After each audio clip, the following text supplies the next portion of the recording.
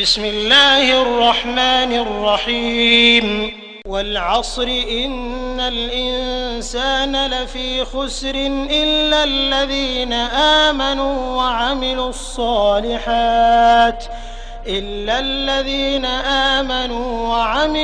সালিহাত ওয়া তাওয়াসাউ বিল হাক্কি ওয়া তাওয়াসাউ বিস সাবর।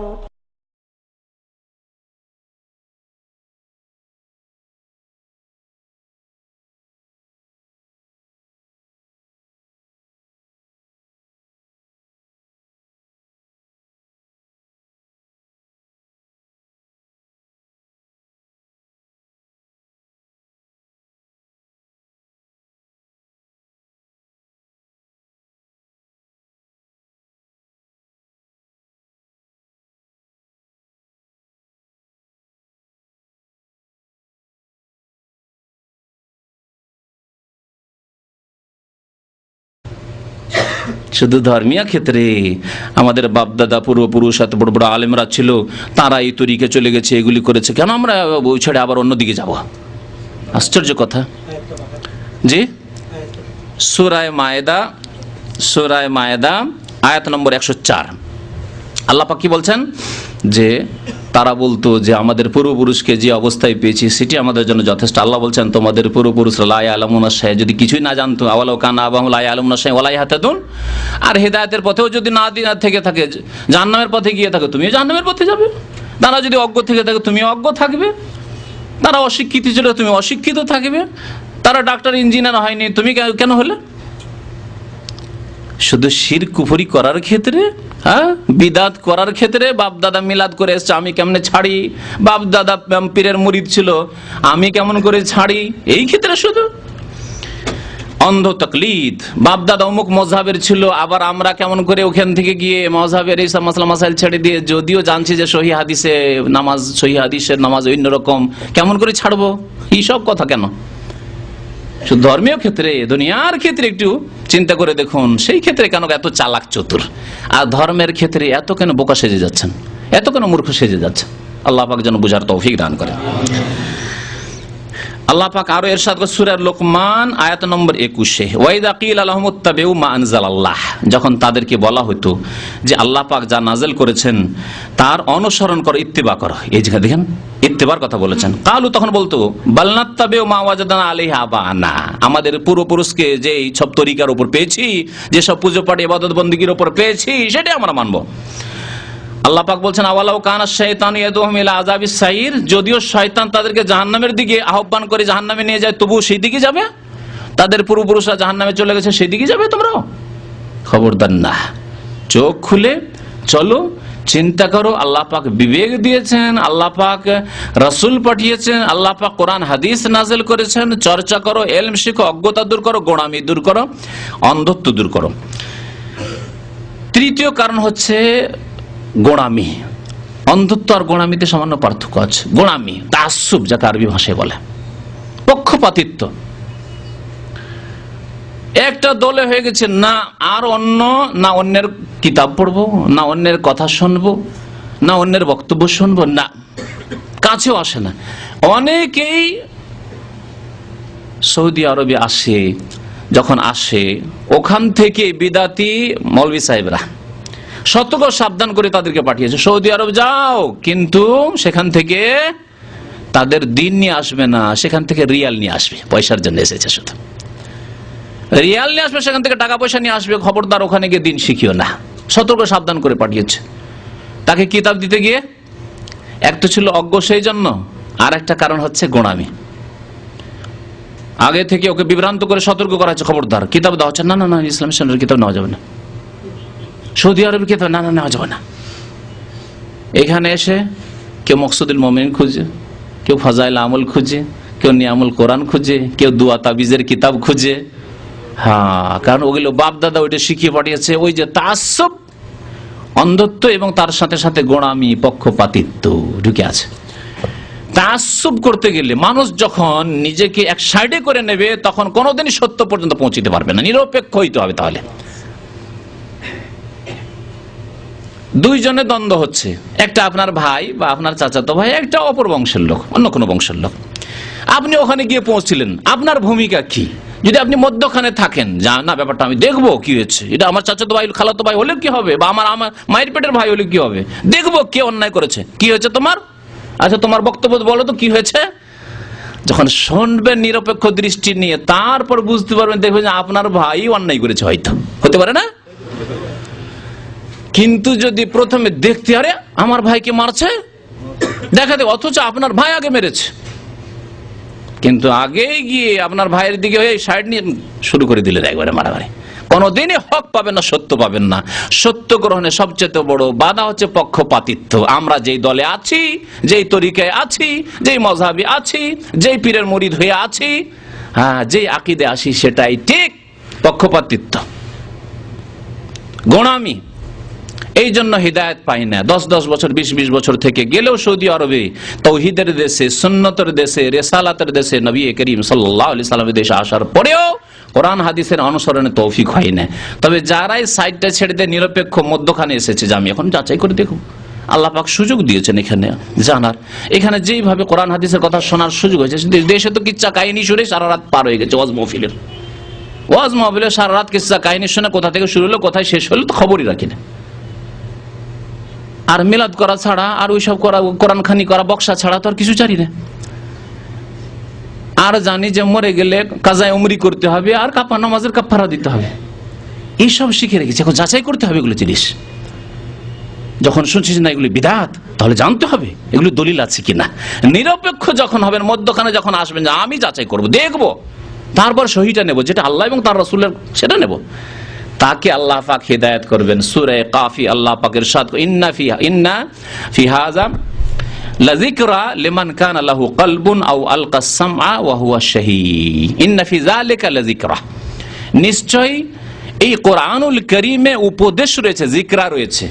কার জন্য উপদেশ রয়েছে? উপদেশ তো সবার জন্য, কোরআন তো উপদেশ আসলে, কিন্তু কার জন্য? সবার জন্য না, সবাই লাভবান হবে না। লিমান কানা লাহু কলবুন, যার হৃদয় আছে, হৃদয় দিয়ে বিবেচনা করবে, চিন্তা ভাবনা করবে যে কোনটা ঠিক, কোনটা ভুল, কোনটা মানব, কোনটা গ্রহণযোগ্য, কোনটা অগ্রহণযোগ্য, আল্লাহ এবং রাসূলের কথা কোনটি, কোনটা সহি, কোনটা গলত।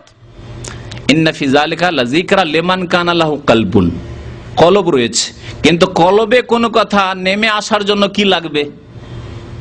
কি লাগবে? সরাসরি আসবে না এখান দিয়ে? এখান দিয়ে আসবে না, এখান দিয়ে আসবে। চোখ দিয়ে পড়াশোনা করতে হবে, না হয় কান দিয়ে শুনতে হবে। আল্লাহ পাক যেন বলছেন লেমান কানা লাহু কলবুন আও আলকাস সামআ, এবং কি করেছে? একেবারে মনোযোগ দিয়ে শ্রবণ করেছে, মনোযোগ দিয়ে শুনেছে। না, শুনতে হবে, শুনতে হবে। শুনে অন্তরে নামিয়েছে, তার অন্তরকে বলেছে তুই বিচার কর এখন কোনটা ঠিক। আমরা যেটা আগে করতাম সেটা ঠিক, আগে যেভাবে নামাজ পড়তাম সেটাই ঠিক, আগে মিলাদ করতাম, ওরস করতাম, পীরের কাছে যেতাম, মুরিদ হইতাম, এই বয়াত করতাম, এটা ঠিক। মাজারে যেতাম, খাসি মরগ নিয়ে ছেলে মেয়ে চাইতে যেতাম, রোগীর আরোগ্যের জন্য যাইতাম, এগুলো ঠিক। কবর পাকা করতাম, এগুলো ঠিক না। এখানে কেন না এগুলি, কোনটা ঠিক? কলবকে শোনার পরে বলছেন যে তুমি এখন বিচার করো, বিবেক বিবেচনা করো। ওয়া হুয়া শাহীদ, এবং সে উপস্থিত, হাজির দেমাগ। এমন শোনা, অন্য মনস্ক শোনা নাই। অনেকে শোনেন কিন্তু অন্য মনস্ক হয়ে শোনেন, শুনছেন কিন্তু ওইদিকে শরীর হাত চুলকাচ্ছেন, শুনছেন সময় পার করার জন্য, কিছুক্ষণ সময় পার করি রোদে, আর কোথায় যাবো বা এদিক শুনি, কিন্তু এলেম শেখার জন্য নয়, সংশোধন করার জন্য নয়, কাজ হবে না। অথবা দেখি কেমন বলে, শুনলাম, কে কেমন বলে, বাস ওইটুকু শুনলাম, না, কখনো হিদায়াত পাওয়া যাবে না। আল্লাহ পাক তিনটি কথা বলেছেন, ইন্না ফি যালিকা লাযিকরা লিমান কানা লাহু কলব, উপদেশ রয়েছে কিন্তু হৃদয় লাগবে। ওয়া আলকাস সামআ, আর কানটা ভালো করে লাগিয়ে শুনতে হবে। ওয়া হুয়া শাহীদ, এবং মনোযোগ সহকারে শুনতে হবে, হাজির হয়ে নিজে মনকে হাজির করে, যে মন রে তোকে ভালো করে শুনতে হবে, কি বলা হচ্ছে হক না হক তা যাচাই করতে হবে, দেখতে হবে, শিখতে হবে। পক্ষপাতিত্ব বাদ দিতে হবে। সূরা বাকারার আয়াত নম্বর 170 আল্লাহ পাক ইরশাদ করে ওয়া ইয়াকিল আলহামুত্তাবিউ মা আনজালাল্লাহ কাউলু বাল নাত্তাবিউ মা আলফাইনা আলাইহি আবানা। যখন তাদেরকে বলা হয়তো যে আল্লাহ পাক যা নাযিল করেছেন তা মানো, তখন বলতো যা আমরা পেয়েছি বাপ দাদা কে সেটাই মানবো। ওয়ালাউ কানা আবাহুম লা ইয়াকিলুনা শাইআন ওয়া লা ইয়াহতাদুন, যদিও তোমাদের পূর্বপুরুষরা বুঝতো না অথবা সঠিক পথে ছিল না, তবু তারা নির্বোধ হলে তুমিও নির্বোধ হবে। আল্লাহ পাক তাহলে নিন্দা করেছেন অন্ধত্বের, তকলিদের, নিন্দা করেছেন তাআসসুব পক্ষপাতিত্বের। আরব মুশরিকদের মধ্যে জাতীয়তা, আজকাল জাতীয়তা সেই যুগের জাহিলি জাতীয়তা এখনো ফিরে এসছে, বিভিন্ন রূপে ফিরে এসছে। সেই জাতীয়তা এত উচ্চ শিখরে পৌঁছেছিল, নোংরা জাতীয়তা, যে তাদের একটি প্রবাদ ছিল, বুখারী শরীফে সেই হাদিসটি এসেছে, উনসুর আখাকা জালেমান আও মাজলুমান। তোমার ভাই জালেম হোক অথবা মাজলুম হোক, তোমার ভাই তোমার বংশের লোক জালেম হইলেও তার সাহায্য করো, আর মাজলুম হইলেও তার সাহায্য করো। এটা বাহ্যিক অর্থে তারা এর উপর চলতো। অর্থাৎ যেমন এর আগে বললাম যে দুজনে ঝগড়া লেগেছে, আপনার বংশের একটা লোক ওর দিক থেকে লেগে গেলেন, তাই লাঠি বের করে মারপিট শুরু করে দিলেন, দেখা দেখি না, চিন্তা করার নাই। আমাদের সেই গ্রাম্য লড়াইগুলো এরকম হয়, বা রাজনৈতিক লড়াইও। আজকাল রাজনৈতিক লোক ওই জাহিলিয়াত 1400 বছর আগের জাহিলিয়াত এখন ফিরে এসছে।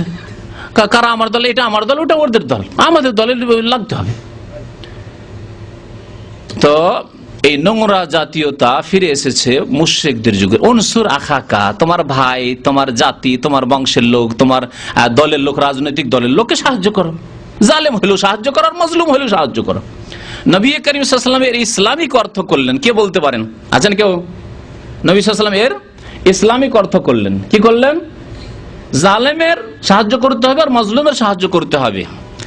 সাহাবারা জিজ্ঞাসা করলেন যে মাজলুমের সাহায্য তো বুঝতে পারলাম, মাজলুম একটা লোকের উপর জুলুম অত্যাচার হচ্ছে, তার জমি দখল করে নিল, তাকে মারছে, সাহায্য করলেন গিয়ে, মারো এটা ছুটিয়ে দিলেন, বাঁচিয়ে দিলেন, আমার বাড়িতে ঢুকে যাও, জান বাঁচিয়ে দিলেন, তার সাহায্য করলেন। জালেমের কি করে সাহায্য করবো সাহাবারা জিজ্ঞাসা করলেন। নবী করিম সাল্লাল্লাহু আলাইহি ওয়াসাল্লাম উত্তর কি বলেছিলেন?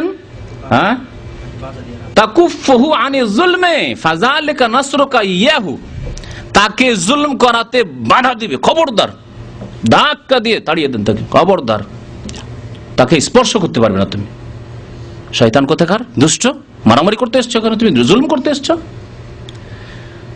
জমি দখল করেছে, খবরদার এই জমিতে পা দেবে না। আল্লাহ যাদেরকে ক্ষমতা দিয়েছেন, বিশেষ করে প্রশাসন, বিশেষ করে যাদের কাছে নেতৃত্ব রয়েছে, তাদের ক্ষমতা রয়েছে, ক্ষমতার বল প্রয়োগ করে বেঈমানি করে জমি, তাকে সেই জমি থেকে তাড়াবে। তাহলে জালেমকে জুলম করতে বাধা দেবে, এইটি হচ্ছে তোমার জালেমের সাহায্য করা। ইসলামীকরণ করলেন এই জাহেলি মুশরিক যুগের জাতীয়তার প্রবাদের। তো পক্ষপাতিত্ব বাধিত, হক সত্য গ্রহণে আরেকটি বাধা হচ্ছে অহংকার। অহংকার, অহংকার বড় বাধা। ইরান পারস্য দেশের রাজার কাছে নবী করিম সাল্লাল্লাহু আলাইহি ওয়াসাল্লাম যখন চিঠি পাঠিয়েছিলেন কিসরার কাছে, খবর আছে কি করেছিল? সে ধরে ছিঁড়ে ফেলেছিল, এবং দূতকে অবমাননা করা তখনও নিষেধ ছিল। ইসলামের কাছ থেকে শিখেছে আজকালকার যুগের লোকেরা। নবী করিম সাল্লাল্লাহু আলাইহি ওয়াসাল্লাম বড় দুঃখিত হলেন যে দূতের সাথেও বেয়াদবি করেছে, মানহানি করেছে তার।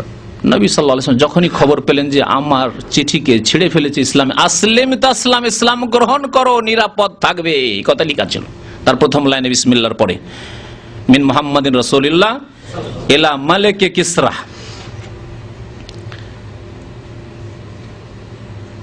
আসলিম তাসলাম, ইসলাম কবুল করো, শান্তিতে বসবাস করবে, শান্তি পাবে, ইহজগতে পরজগতে শান্তি পাবে।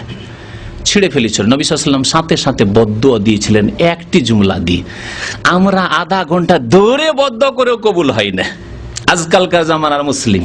আর নবী সাল্লাল্লাহু আলাইহি ওয়াসাল্লাম আধা ঘন্টা 5 মিনিটও করেননি, 2 মিনিটও করেননি। আল্লাহুম্মা মাযযিকহু কুল্লা মুমাযযাক, একটি বাক্য, আল্লাহ তাকে ছিন্ন ভিন্ন করে দাও।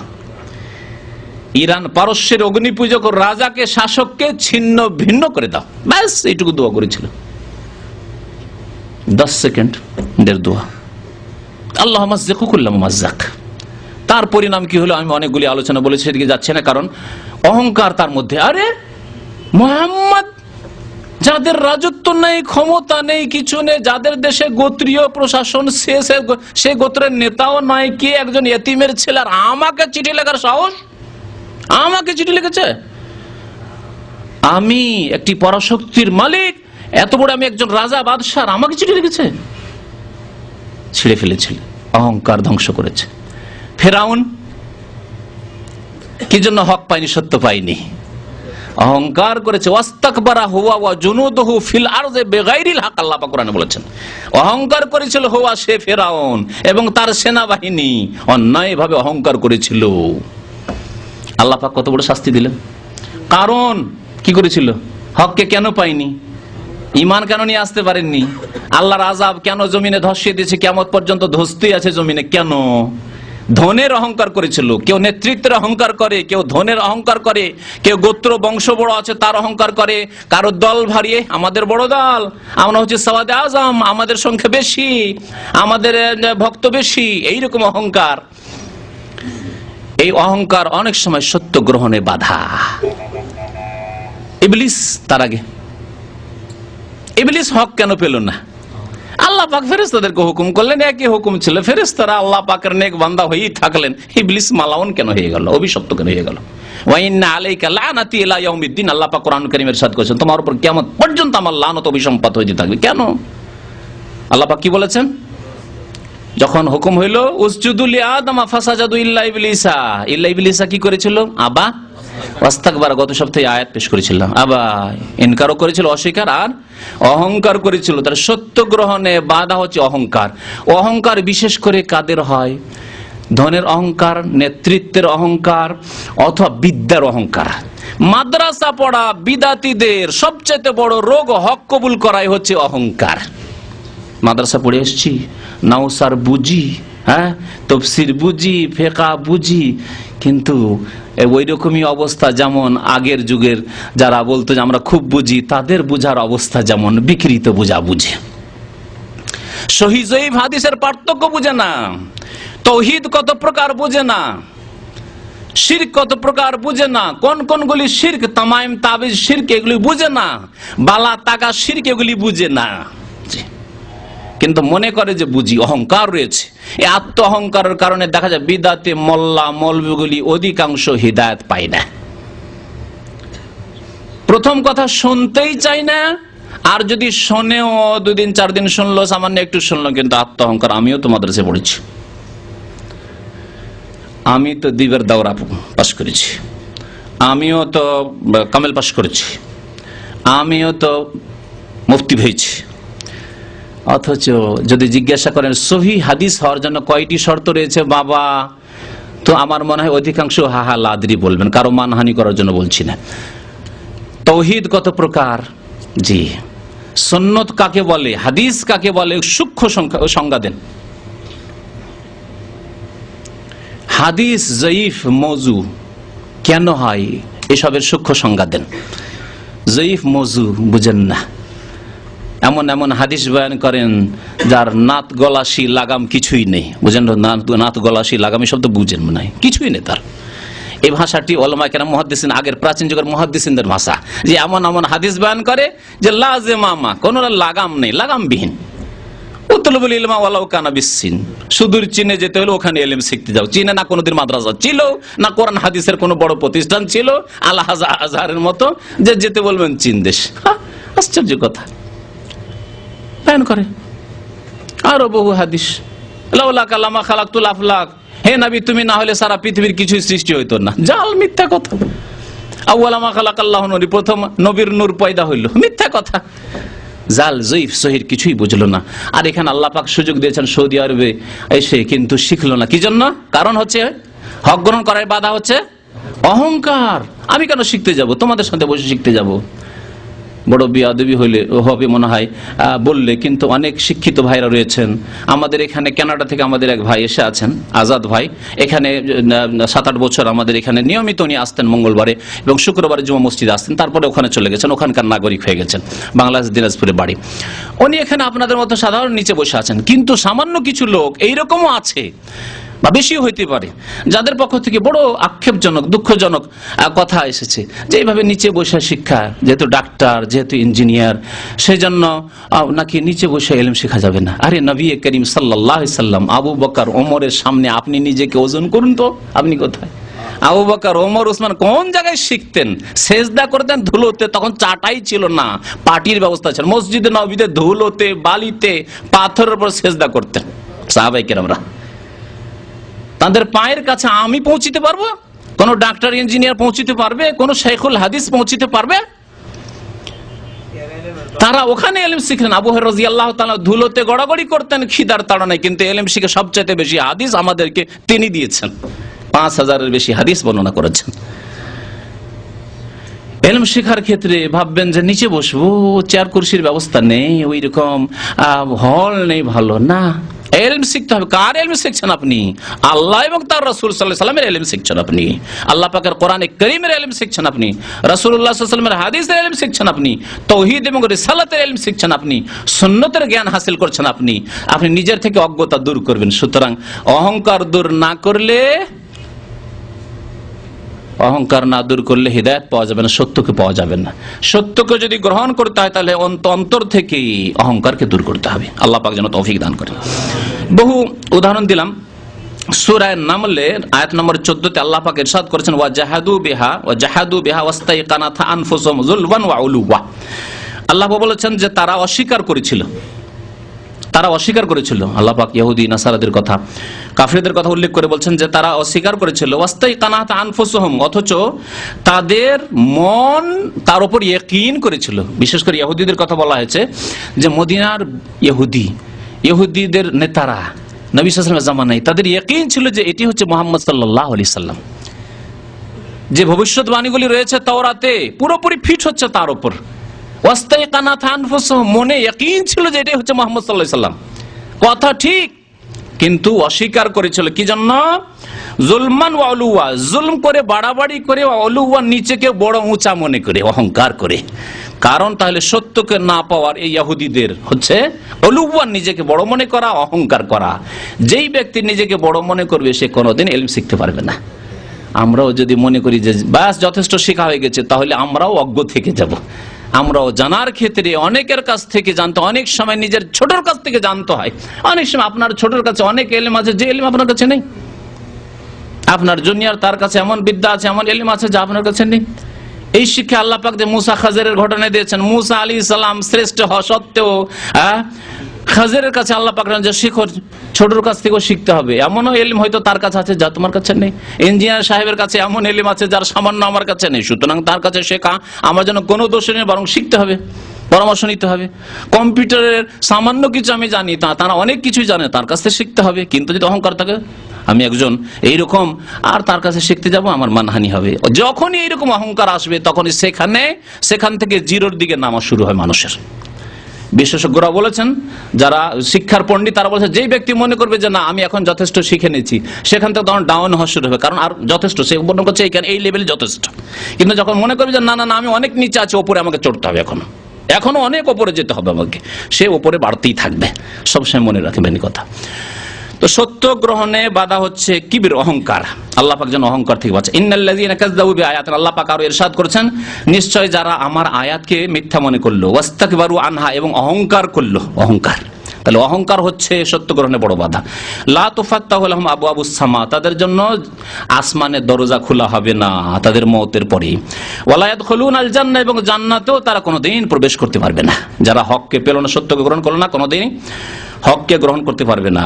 হাত্তা ইয়ালিজাল জামালু ফিস সামবিল খিয়াত, যতক্ষণ পর্যন্ত কোনো উট সূচের ছিদ্রে, যে পাছায় ছিদ্রে ঢুকবে না, ততক্ষণ পর্যন্ত সূচের ছিদ্রে না কোনোদিন উট প্রবেশ করতে পারবে। আর না কোন কাফের যে অহংকার করলো আর আল্লাহকে অস্বীকার করলো, পরকালকে অস্বীকার করলো, নামাজ পড়লো না, সে কোনোদিন জান্নাতে যেতে পারবে। আল্লাহ পাক এইরকম নূহ আলাইহিস সালামের জামানার লোকদের কথা, যাদের অধিকাংশ কাফের হয়ে ডুবে ধ্বংস হয়েছে, তাদের কথা সূরা নূহে বলছেন। আগের আয়াতটি ছিল সূরা আরাফের আয়াত নম্বর 40। আল্লাহ পাক ইরশাদ করেছেন ওয়াইন্নী কুল্লামা দাউতুহুম লিতাগফিরা লাহুম জাআলু আসাবিআহুম ফি আযানিহিম ওয়াস্তাগশাউ সিয়াবাহুম ওয়া আসররু ওয়াস্তাকবারু ইস্তিকবারা। আল্লাহ পাক বলছেন নূহ আলাইহিস সালাম আল্লাহকে দরখাস্ত করে, আল্লাহ ওয়াইন্নী কুল্লামা দাওয়াতুম, যখনই 950 বছর ধরে, 1 বছর 2 বছর আর 25 বছর 50 বছর নয়, 950 বছর, ফালাবেসা ফিহিম আলফা সানাতিন ইল্লা 50 আমান, হাজারে মাত্র 50 কম, 950 বছর অবস্থান করলেন নূহ আলাইহিস সালাম ইসলামের দাওয়াতে। ওমা আমানা ইল্লা কালিল, অল্প কিছু লোক ঈমান নিয়ে এসেছিল। আল্লাহ পাক তার ঘটনা বর্ণনা করতে বলছেন যে আল্লাহর কাছে দরখাস্ত, আল্লাহ অভিযোগ, আল্লাহ যখনই তাদেরকে ডাকি যে আল্লাহ তুমি তাদেরকে মাফ করে তাগফির লাহুম, জাআলু আসাবিয়াহুম ফি আযানিহিম, তাদের কানে তারা আঙ্গুল ঢুকিয়ে নিত, শুনবে না সেই জন্য আঙ্গুল ঢুকিয়ে নিত। ওয়াস্তাগশাউ সিয়াবাহুম, আর কাপড় চোপড় ছেঁটে নিত। কাপড় ছেঁটে কি করে মানুষ? পালাইতে শুরু করে। যখন নূহ আলাইহিস সালাম গিয়ে বসতেন শোনাবার জন্য, ওখান থেকে পালাইতে শুরু করত। বিদাতীদের স্বভাব এটা না? যদি কোনো ক্যাম্পে যান বক্তব্য করার জন্য, আমরা তো যাই ক্যাম্পে যান, আর বিদাতি যদি থাকে নামাজটা পড়ে, অন্যদিন হয়তো 17 রাকাত এশা পড়ে, সেই দিনও ফরজ পড়ে টান দিল, জাআলু আসাবিয়াহুম ফি আযানি ওয়াস্তাগশাউ সিয়াবাহুম, আল্লাহ পাক বলেছে কাপড় চোপড় সেটে টান দিল, টান দিয়ে শুনবো না। আর কি ওয়াসাররু, বাতিলের উপর অটল হয়ে গেল, একবার শক্ত হয়ে গেল। ওয়াস্তাকবারু, ইস্তিকবার, এবং চরম অহংকার তারা করেছে। আল্লাহ এরা চরম অহংকার করেছে, সুতরাং আল্লাহ তাদেরকে ধ্বংস করে, ধ্বংসের দোয়া শেষখানে 950 বছর পরে নূহ আলাইহিস সালাম করেছেন। সূরা নূহের আয়াত নম্বর 7। সত্য গ্রহণে আরেকটি বাধা হচ্ছে, সময় আছে? সত্য গ্রহণে আরেকটি বাধা হচ্ছে বিদাতি আলেম। বিদাতি আলেমরা হচ্ছে সত্য গ্রহণে বাধা। বিদাতি আলেম নিজেও গ্রহণ করেন না, আর অন্য বহু লোক তাদেরকে ছেড়ে দিলে, ফ্রি যদি ছেড়ে দেওয়া হয়তো যে তোমরা যেখান থেকে ইসলাম শেখো, যেটা ভালো লাগে তোমাদের বিবেকে ধরে সেটাই নাও, তাহলে তারা ইসলাম গ্রহণ করতো। কিন্তু আপনি যখন দেশে যাবেন, বাস্তব তিক্ত অভিজ্ঞতার কথা বলছি, যা অনেকে এই অভিজ্ঞতার পর ফিরে এসছেন দেশ থেকে। দেশে গিয়ে যখন মসজিদে গিয়ে 5 মিনিট আমি কথা বলবো, আমাদের এই ভাইয়ের এইদিকে আছেন, 5 মিনিট কথা বলবো, আমাদের এক সিলেটের ভাই ওইরকম এসে বলতেন যে দেশে যখন গেলাম, প্রভাবশালী পয়সাওয়ালা লোক, তো বিদেশে থাকলে বিশেষ করে হুজুর টাইপের যেসব লোক, গরিব মানুষ আমার দেশে, তো বিদেশি লোকের বিরুদ্ধে কথা বলবে না, সরাসরি বলতে পারছে না, কারণ তার কাছ থেকে কিছু পাওয়া যেতে পারে, অথবা ভয় আছে চাকরি ক্যান্সেল করে দিতে পারে, কারণ গ্রামে তার একটা প্রভাব আছে, বিদেশে থাকে, টাকা পয়সার মালিক। আমাদের যারা টাকা পয়সার মালিক তারাই মোতাওয়াল্লি মসজিদের, তারাই মাদ্রাসার সেক্রেটারি, তারাই সবকিছু, হ্যাঁ, ডোনার। তো এই জন্য সরাসরি তাদের বিরুদ্ধে বলে না, কি করে লোকজনকে সতর্ক করে, এই যে আছে না, এর কথা শুনিও না, ওর পাশে বসিও না, ও যা বলছে বলতে দাও, বলবে চুপ থাকো, সরে যাও, ও যখন আসবে বসবে তোমরা সরে যাবে। তিক্ত অভিজ্ঞতা এগুলি আমাদের ভাইদের, যেসব ভাইরা এখান থেকে সহি আকীদা নিয়ে, কোরআন সুন্নাহ নিয়ে পৌঁছেছেন, বিদাতি মৌলভী সাহেবরা তখন জনসাধারণকে সতর্ক করছে, ওর কাছে বসিও না, ওর কথা শুনিও না, ও যা বলছে বলতে দাও, বিভিন্ন ভাষায় যা বলছে বলতে দাও, ওর কথা ওকে বলতে দাও, তোমাদের কাজ তোমরা করো, লাকুম দিনুকুম ওয়ালিয়া দিন। অথচ বাতিলে রয়েছে, হককে পায়নি, সত্যের সন্ধান পায়নি, এর খোঁজ রাখে না, কারণ নিরপেক্ষতা আসেনি, তাআসসুব, গোড়ামি। আল্লাহ পাক রব্বুল আলামিন এই বিদাতি আলেমদের কথা, তাদের থেকে সতর্ক সাবধান করেছেন। ইয়া আইয়ুহাল্লাযীনা আমানু, সূরা তাওবা আয়াত নম্বর 34। আল্লাহ পাকের সাথে ইয়া আইয়ুহাল্লাযীনা আমানু ইন্না কাসীরাম মিনাল আহবারি ওয়ার রুহবানি লা ইয়াকুলুনা আমওয়ালান নাস বিল বাতিল ওয়া ইয়াসুদ্দুনা আন সাবিলিল্লাহ। আল্লাহ পাকের কথা, হে মুমিনগণ, ইন্না কাসীরাম মিনাল আহবারি ওয়ার রুহবান, নিশ্চয় বহু ইহুদিদের আলেম, আহবার বলা হয়তো যখন ইসলামের দাওয়াতের জামানায় যারা সত্য গ্রহণে বাধা সৃষ্টি করেছে, অন্যদের বিভ্রান্ত করেছে, তারা ইহুদিদের আলেমরা আহবার বলা হয়েছে।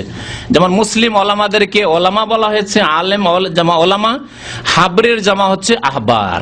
যেমন আব্দুল্লাহ বিন আব্বাস রাদিয়াল্লাহু তাআলা আনহুমাকে হাবরুল উম্মাহ বলা হয়, এই উম্মতের তিনি প্রখ্যাত আলেম, সাহাবায়ে কেরামদের মধ্যে তাফসীরের আলেম, হাবরুল উম্মাহ।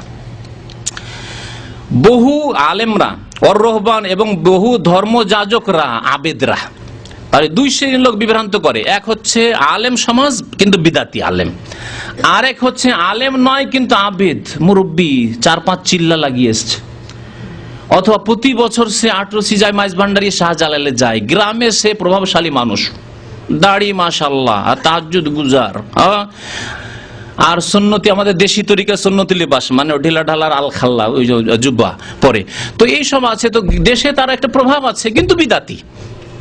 এলম নেই। রহবান রাহেবের বহুবচন, রাহেব বলা হয় খ্রিস্টানদের পাদ্রী বা ধর্মযাজকদের। ধর্মযাজকরা সাধারণত এরা জাহেল মূর্খ থাকে, ধার্মিক কিন্তু অজ্ঞ। যেমন মুসলিম সমাজে আবেদ আর আলেমে পার্থক্য। খ্রিস্টানদের মধ্যে আহবার, ওরা আলেম জ্ঞান রাখতো কিন্তু বিকৃত কিতাবের তাওরাতের বাইবেলের জ্ঞান, বিকৃত জ্ঞান। আর রহবান এরা জাহেল থাকতো কিন্তু এবার কঠোর পরিশ্রম মেহনত রিয়াজত করে ইবাদতবন্দি করতো। জিকিরে যারা রিয়াজত করে, হাক হুকের যারা করে না আমাদের দেশে, ওরা হলো এইরকমের রাহেবদের মতো। কালকে এক ভাই, একটা যুবক ছেলে এসেছে, বলছে আমি খুব জিকির আজকার করে শুই, খুব জিকির আজকার করে শুই, তারপরে শয়তান আমাকে পেরেশান করে, রাত্রে খুব ভয় লাগে। তা আমি বললাম কি জিকির করেন? বলছে আল্লাহু আল্লাহু আল্লাহু। কেমন করে বুঝাইতে হয়? দাওয়াতি ফিল্ডে কাজ করে অনেক সময় কোরআন হাদিসের কথা বলার সময়ও নেই, হয়তো এত সময় লাগবে বুঝালে, আর অনেক সময় ওইটা বললে হয়তো তার ব্রেনে ধরবে না, কিন্তু একটা যুক্তি দিলে চট করে ধরবে। তো আমি বললাম যে আচ্ছা আপনি টেলিফোন করেন তো আপনার আম্মাকে আব্বাকে? হ্যাঁ টেলিফোন করি। আপনি যদি টেলিফোনটা উঠিয়ে বলেন আম্মা আম্মা আম্মা আম্মা আম্মা আম্মা আম্মা আম্মা, তাহলে আপনার মা কি বলবে? ভালো লাগবে? বললে কোন বোকা ছেলে তুই রে, পাগল হয়ে গেছিস নাকি? হ্যাঁ, বোকা গাধা কত কি যে বলবে, গাল দিবে, মোট কথা অসন্তুষ্ট হয়ে যায়, মানহানি করছো তুমি, বিয়াদবি করছো, মজাক ঠাট্টা মজাক কেন করছো?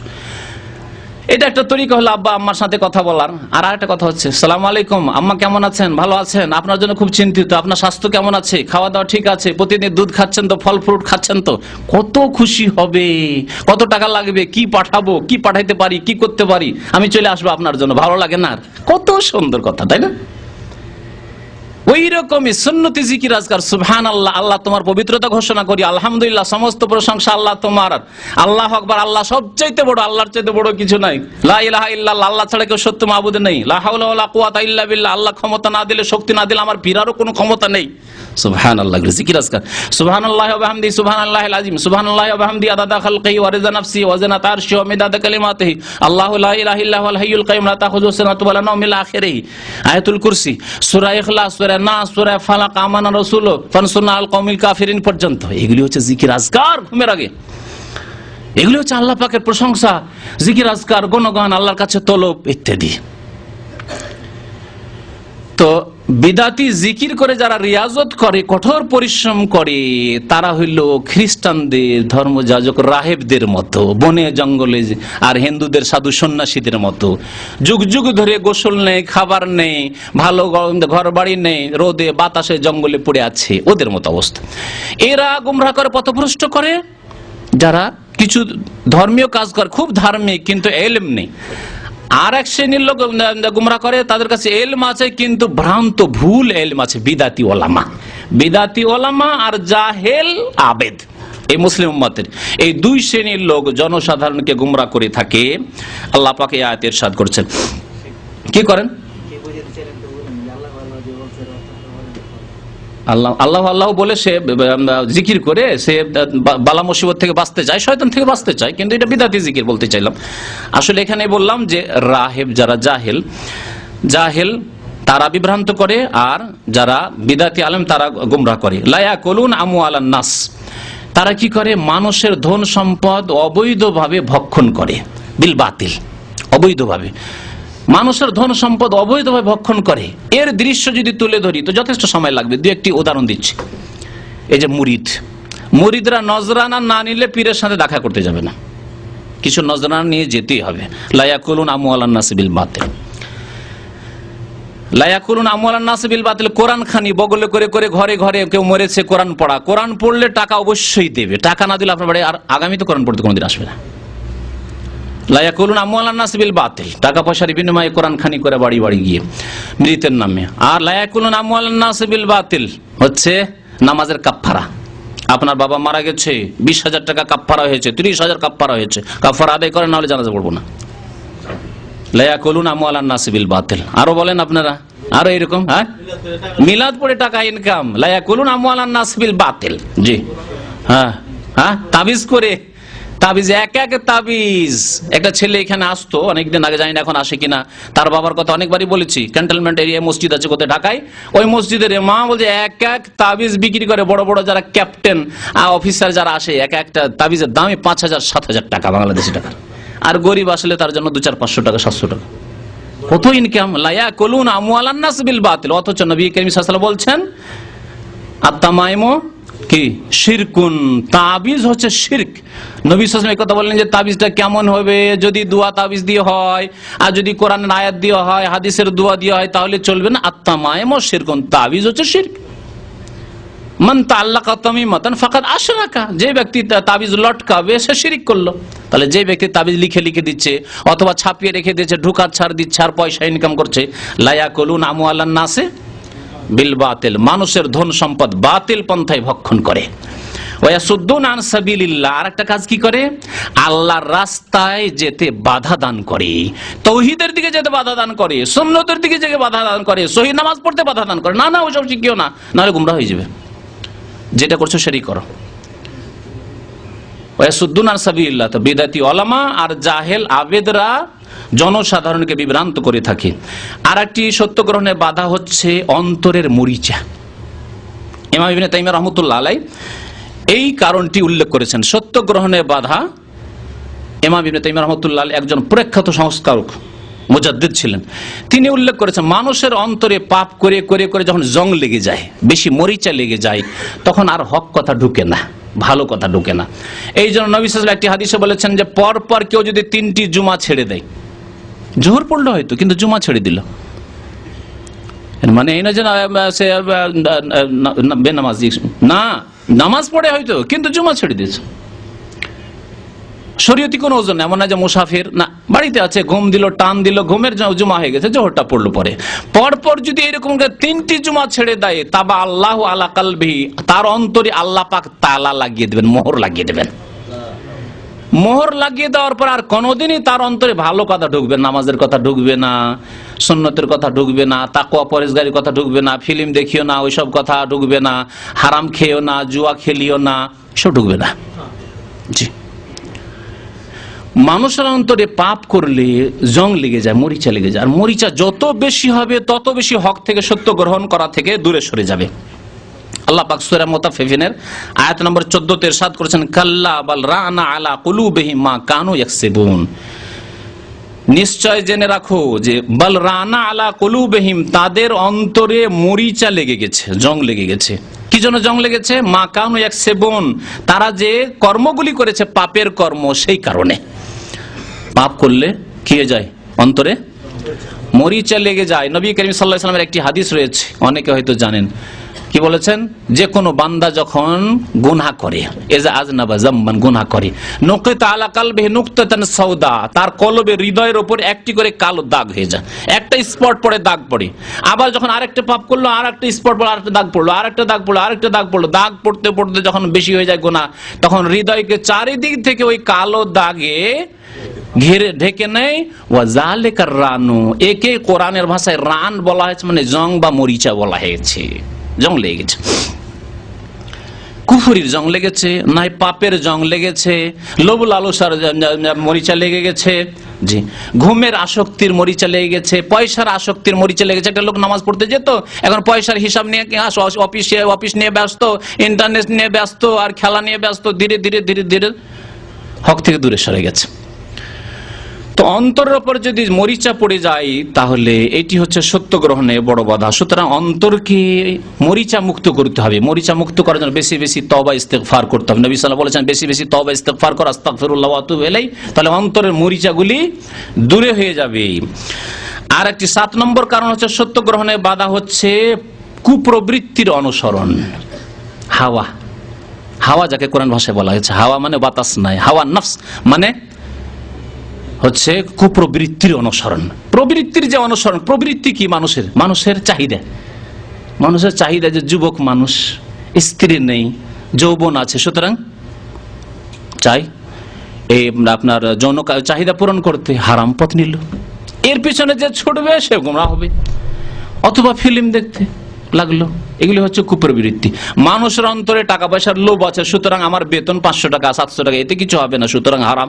সুদ, ঘুষ, বেমানি, আত্মসাৎ, ফিল্মের ছবি বিক্রি করা, এই করা সেই করা, অন্য অবৈধ ইনকাম, জি, চুরি, ডাকাতি, সবগুলির পিছনে কারণ হচ্ছে হাওয়া নফস, কুপ্রবৃত্তির অনুসরণ। এইরকমই নেতৃত্বের লোভ, এটি হচ্ছে প্রবৃত্তি। মানুষের সঙ্গে হচ্ছে নেতৃত্ব পাওয়া। নেতৃত্ব পেতে গিয়ে যে প্রতিদ্বন্দ্বী আছে তাকে কি করতে হবে? ডাউন করতে হবে, বা তাকে খুন করে দিতে হবে, তাকে মারতে হবে ইত্যাদি।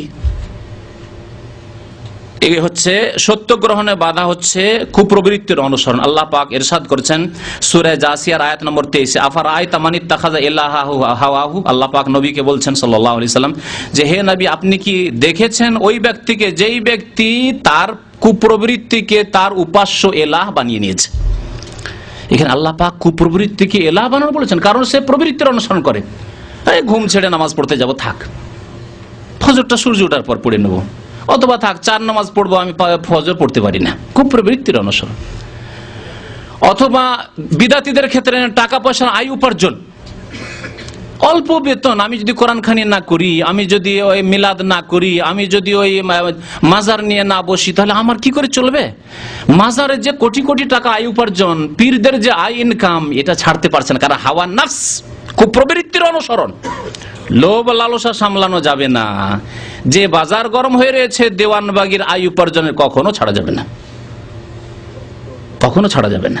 কুপ্রবৃত্তির অনুসরণ সত্য গ্রহণে সবচাইতে বড় বাধা হচ্ছে এই বাধা মানুষের মনে, কুপ্রবৃত্তির অনুসরণ।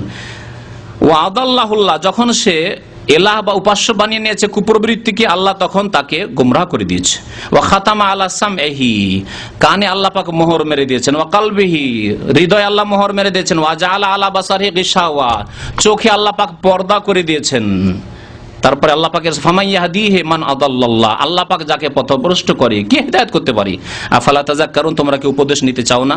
ইমাম ইবনে তাইমিয়া রাহমাতুল্লাহ আলাইহি তার প্রখ্যাত কিতাব, মশহুর কিতাব রয়েছে আল ইকতিজাউস সিরাতুল মুস্তাকিম ওয়া মুখালাফাত আসহাবিল জাহিম, তাতে এই কারণটি উল্লেখ করেছেন, মানুষের কুপ্রবৃত্তি থেকে মুক্ত না হতে পারলে সে হককে সত্যকে গ্রহণ করতে পারবে না। তো এছাড়াও বিভিন্ন কারণ হতে পারে, আশা করি মোটামুটি অধিকাংশ কারণগুলি উল্লেখ করা হয়েছে। আল্লাহ পাক যেন আমাদেরকে সত্যকে সত্য বলে গ্রহণ করার তৌফিক দান করেন। আল্লাহ পাক বাতিল থেকে আমাদেরকে বেঁচে থাকার জন্য, আমাদের পরিবার আত্মীয় স্বজনকে বাঁচাবার জন্য তৌফিক দান করেন। আল্লাহুম্মা আরিনাল হাক্কা হাক্কান ওয়ারযুকনা ইত্তিবা'হু ওয়া আরিনাল বাতিলা বাতিলান ওয়ারযুকনা ইজতিনাবাহু ওয়া সাল্লাল্লাহু আলা নবিয়িনা মুহাম্মদ ওয়া আলা আলিহি ওয়া সাহবিহি আজমাইন।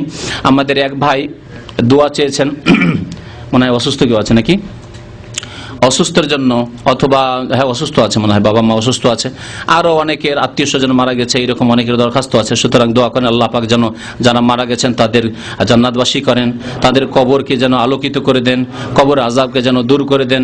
আল্লাহ পাক যারা অসুস্থ রয়েছে তাদেরকে যেন সুস্থতা দান করেন, আল্লাহ পাক তাদেরকে সেহাত যেন দান করেন, তাদেরকে আল্লাহ যেন শেফা দান করে, আরোগ্যতা দান করেন। আমিন। সাল্লাল্লাহু আলা নবিয়িনা মুহাম্মদ ওয়া আলা আলিহি ওয়া সাহবিহি আজমাইন। আজকে সময় অনেক হয়ে গেছে। কি একটা প্রশ্ন হচ্ছে, বাংলাদেশে যারা হকের উপরে আছে এরকম কয়েকজন আলেমের নাম জানা থাকলে বল। একটা প্রশ্ন, বাংলাদেশে হকের উপর আছে এইরকম কয়েকজন আলেমের নাম অনেকই আছে, তবে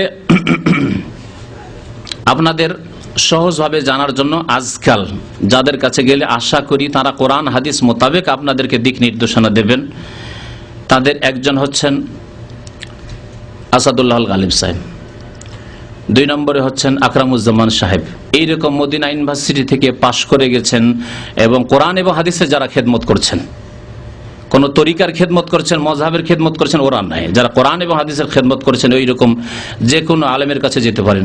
মাদ্রাসা মোহাম্মদিয়া আরাবিয়া উত্তর যাত্রাবাড়ি, মাদ্রাসা মোহাম্মদিয়া আরাবিয়া উত্তর যাত্রাবাড়িতে আরো অনেক ভাই রয়েছেন। হাফেজ রফিকুল ইসলাম সাহেব রয়েছেন, একটা মহিলা মাদ্রাসা বর্তমানে উনি খুলেছেন, আমার একসাথে পড়াশোনা করেছেন মদিনা ইউনিভার্সিটি থেকে, কোরআন ফ্যাকাল্টি থেকে।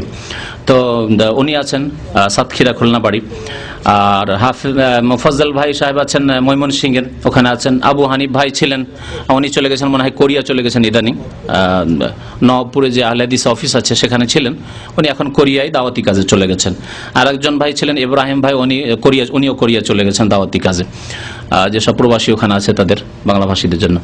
তো এইরকম বহু আলেমরা রয়েছেন তাদের কাছে, এছাড়াও অনেক আলেমরা রয়েছেন। আর বাকি আলেমরা যারা রয়েছেন তাদের কথায় কিছু সামান্য ভেজালও আছে, কারো সামান্য আছে, কারো বেশি ভেজাল আছে। সুতরাং তারা যে যতটুকু হক বলছেন হক কথাটি কবুল করেন, আর বাকি যেগুলি ভুল সেগুলিকে ভুল বলে জানেন এবং সেগুলিকে ছেড়ে দেন। অনেক যাদের নাম হয়তো নিলাম না, তারা আপনাদের কাছে বেশি পরিচিত, যাদের নাম নিলাম না তারা অনেকে আপনাদের কাছে বেশি পরিচিত, কিন্তু তাদের কথাবার্তায় কিছু ভুল ত্রুটি আছে, সেই জন্যই তাদের নাম নিলাম না।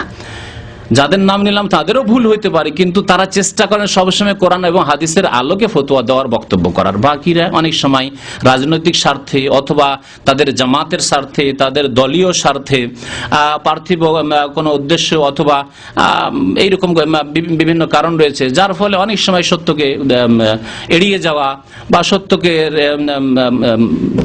জানা না জেনে থাকা, এটাও কারণ হইতে পারে। অনেক সময় সত্য, অনেক সময় জানেন না। কারণ সহিহ জয়ীফের অনেকের কাছে, তাদের কাছে পার্থক্য নেই। অনেক বক্তা আপনাদের কাছে প্রখ্যাত বক্তা, কিন্তু সহিহ জয়ীফের পার্থক্য নেই তার কাছে, কারণ ওই পড়েননি তিনি সহিহ জয়ীফের পার্থক্য। যদিও ভাষা পটু হওয়ায়, বক্তব্য পটু হয়, আপনাদের কাছে বেশি খ্যাতি পেয়ে গেছেন। এইরকমই দল ভারী হয়তো হয়ে গেছে, অনেক জামাতের দল ভারী হয়ে গেছে, কিন্তু সেই দলগুলি বিদাতের উপর আছে। অনেক কিতাব বেশি মশহুর হয়ে গেছে, প্রত্যেক মসজিদে মসজিদে সেই কিতাব পড়া হচ্ছে, কিন্তু সেই কিতাবে ভুলে ভরা। সুতরাং সেগুলিতে ভালো কথাও আছে, কোরআন হাদিসের কথা আছে, তার মানে এই নয় যে সব কথাই খারাপ, কিন্তু শিরক বিদাতে ভরা আছে। সেই জন্য সেই কিতাবগুলির নাম বলছি না যে সেই কিতাবগুলি পড়বেন। আমাদের কাছে একটি লিস্ট আছে কিতাবের, প্রাপ্তি স্থান লেখা আছে, আর প্রায় 60টির বেশি 64 কিতাবের লিস্ট আছে। বাংলাদেশ, ঢাকায় সবগুলি কিতাব পাওয়া যাচ্ছে। সেই কিতাব দিয়ে যদি আপনি নিজের বাড়িতে লাইব্রেরি করেন, তো আপনার পরিবারের, আপনার গ্রামের অনেকটাই সংশোধন করতে পারবেন। তো ওই কিতাবগুলি কিনে আপনার নিজের বাড়িতে ঘরোয়া লাইব্রেরি করেন, মসজিদ ভিত্তিক লাইব্রেরি করেন, পাড়া ভিত্তিক, মহল্লা ভিত্তিক লাইব্রেরি করেন, ইনশাআল্লাহ তাআলা অনেক কাজ করতে পারবেন। আপনাকে বেশি বলার দরকার নেই, আপনি এত ঝুঁকি নিতে পারবেন, কারণ আপনার কাছে ওই এলেম নেই যে আপনি ইসলামের দাওয়ার কাজ বেশি করতে পারবেন। বেশি পারবেন না হয়তো, কারণ যখনই একটা ঝড় আসবে তখন আপনি মুশকিলে পড়ে যাবেন। আপনি কিছু জানেন না, ইসলামের আরবি ভাষা বুঝেন না, আর একজন আলেম, বিদাতি আলেম, সে আরবি বুঝে, আপনাকে হেউ করে দেবে। সুতরাং আপনি ইসলামিক লাইব্রেরি তৈরি করুন, ক্যাসেটের লাইব্রেরি, সিডির লাইব্রেরি, কিতাবের লাইব্রেরি, আর ওই কিতাবের লিস্ট করে নিয়ে যান। ইনশাআল্লাহ তাআলা দেখবেন যে আপনার কাজে আল্লাহ পাক বরকত দেবেন, যদি আপনি ইখলাসের সাথে কাজ করেন। আল্লাহ পাক যেন আমাদের সবাইকে সত্য কথা মানব জাতি পর্যন্ত পৌঁছার তৌফিক দান করেন, এবং বাতিলকে চিহ্নিত করার তৌফিক দান করেন, ভুল থেকে আমাদেরকে সংশোধন হয়ে আসার তৌফিক যেন দান করেন।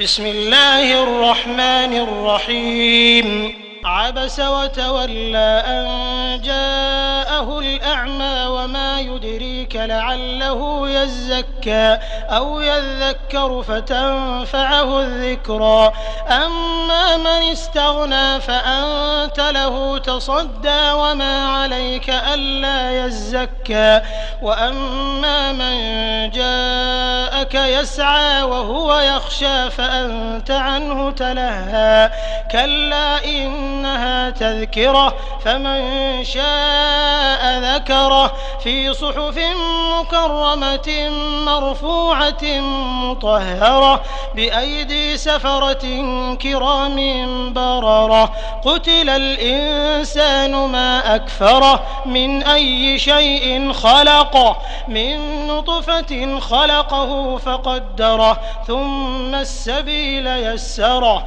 ثم أماته فأقبره ثم إذا شاء أنشره كلا لما يقض ما أمره فلينظر الإنسان إلى طعامه أنا صببنا الماء صبا ثم شققنا الأرض شقا فأنبتنا فيها حبا وعنبا وقضبا وزيتونا ونخلا وحدائق غلبا وفاكهة وأبا متاعا لكم ولأنعامكم فإذا جاءت الصاخة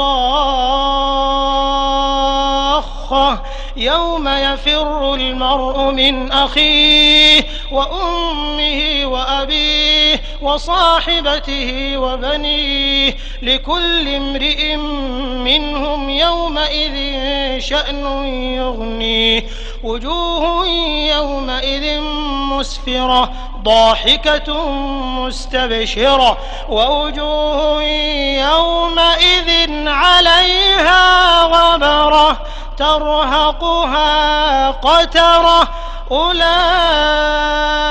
هم الكفرة الفجرة. بسم الله الرحمن الرحيم.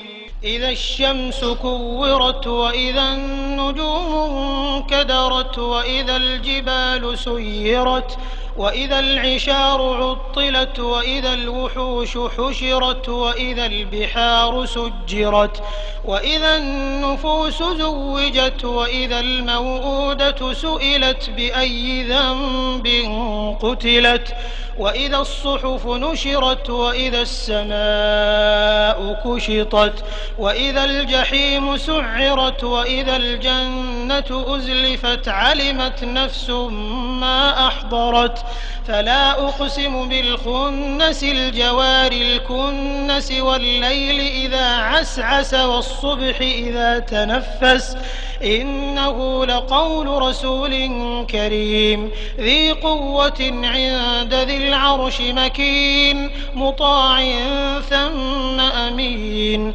وما صاحبكم بمجنون ولقد رآه بالأفق المبين وما هو على الغيب بضنين وما هو بقول شيطان رجيم فأين تذهبون إن هو إلا ذكر للعالمين لمن شاء منكم أن يستقيم وما تشاءون إلا أن يشاء الله رب العالمين.